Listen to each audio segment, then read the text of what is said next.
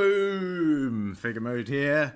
Another month, another Mighty Lancer Games Reaper subscription box. They've just added this sticker to this one, so now my postman knows I'm a complete nerd and everything I'm buying. Let's get it opened up. Last month we had a bit of a mix. We got our first Chronoscope figure, which is kind of like their steampunk fancy range. I wonder if we'll get any more of those this month. And yeah, we'll get opening, see what we've got. So as always, you get the Mighty Lancer Games kind of flyer in there. This is all the stuff they sell. Quite a good range there. D&D, Magic the Gathering, Reaper, minis, everything else. If you want to check them out, I'll leave their website in the description. Okay, so let's get opening. So first up, we have some translucent slimes. 2 translucent slimes. They're quite interesting, very useful to have.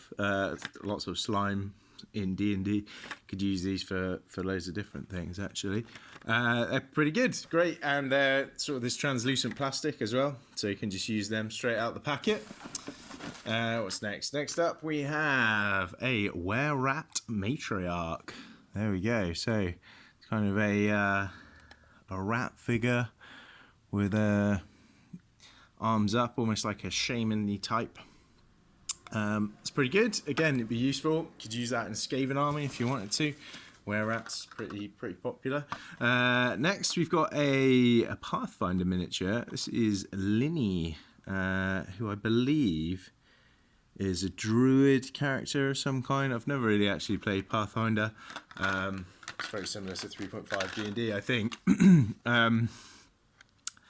But that is Linny, character from that. Looks like a kind of a dryad, maybe, something like that. Certainly a smaller humanoid, maybe a halfling with a sickle.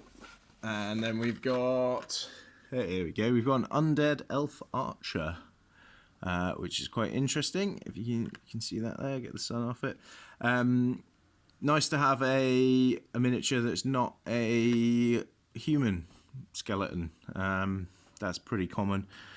It's sort of generic, but an undead elf archer, I guess the armor and stuff like that makes it look like an elf. It's kind of reminiscent of the elves from Lord of the Rings, that similar kind of scale mail. It's got a bow. Again, very useful. Use that as a bad guy in D&D. Next up, we have a Crusader Ardent that you can see there. It's got a bit of a wonky hammer, but quite a heavily armoured cleric type. You could also use them as a paladin, holding a book there. Quite a nice figure, that. Looks quite similar to a almost like a Stormcast with the big chunky shoulders and the hammer. But he's a good figure. Use him, definitely. Be a good player character for a heavy cleric. Next up we've got Keg Bugbear Axe. Now this figure looks awesome. Look at that. I love having bugbears because not too many companies do bugbear figures. They're sort of slightly more difficult to find. Everyone does orcs, everyone does goblins, skeletons. They're really easy, but bugbears are kind of the unique to D&D almost. So you need to get the actual figure, and this one looks really good. I love the shield. Looks like quite a lot of detail on that as well. Yeah, really good. I'm going to paint him up actually. He looks cool. Definitely use him for something. Now we've got a Marilith next.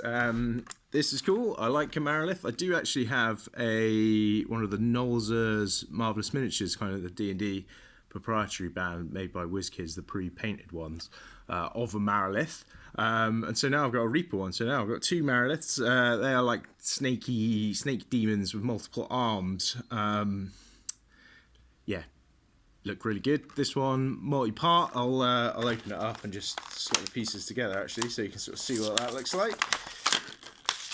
And a few little bits. I like the Reaper multi-part figures. They always kind of go together quite well. There's minimal kind of effort putting together. There you go. There's the Marilith, and then I'll put her other almost like spider-like arms.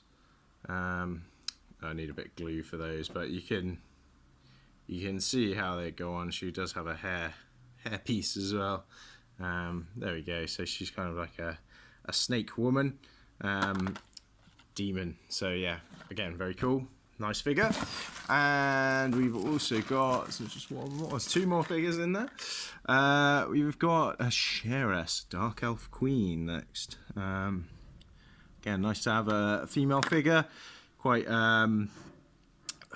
less common than male figures, I would say. Although not so much from the Reaper range, and a lot of other ranges, fantasy ranges, Games Workshop in particular, seems everyone is a male. So it's nice to have a female, especially for Dungeons and Dragons. And last but not least, or maybe it is least, we have a short figure, a gnome, Corim, the gnome sorcerer. He's got kind of lightning or fire twisting from his hand. Again, it's going to be a player character, gnome sorcerer. Yeah, very good. Might get used at some point. Not currently planning on creating a gnome character, but there we go. So we got a few more figures than usual this month, I would say.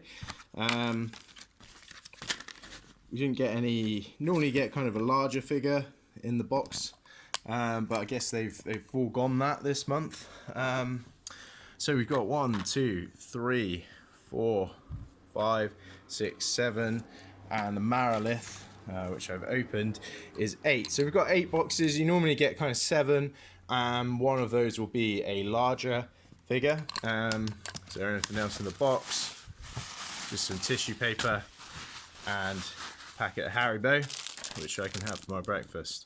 Excellent. So yeah, again, really pleased with this. I did say last month I was thinking of kind of stopping my subscription to this box and just maybe getting some other things, having a look at some other boxes. I do still quite like it. I'm quite pleased with all of these. Definitely going to use some of them, so I think I'll keep it going for another month, and we'll just see until I get a box that I'm not really that pleased with, and then I'll probably will end the subscription and look at get something else. So thanks very much for watching, guys. If you enjoyed it, please leave a like, please subscribe, and check out my other videos. Thank you very much.